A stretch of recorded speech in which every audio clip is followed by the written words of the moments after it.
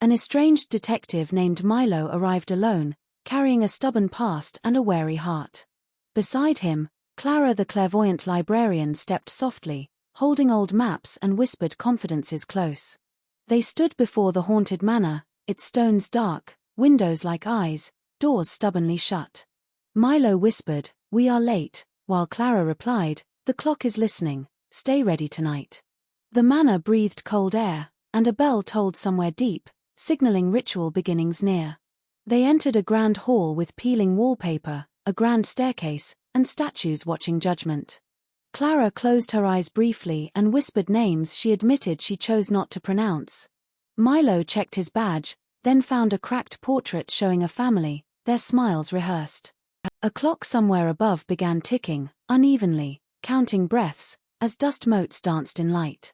Milo whispered notes from a case file, hoping memories would surface like frightened birds tonight.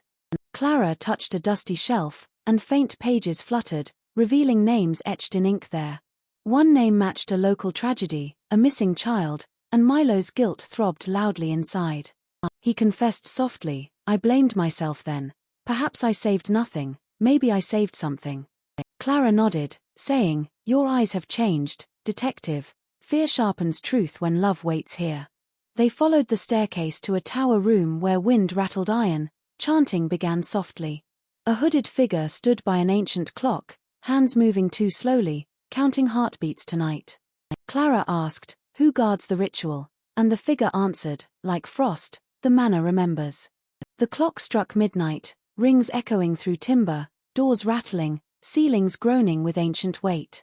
Milo stepped forward, voice steadier, while Clara scanned room lines and remembered maps from before. They traced the ritual circle with chalk, matching symbols to clues Clara had saved quietly.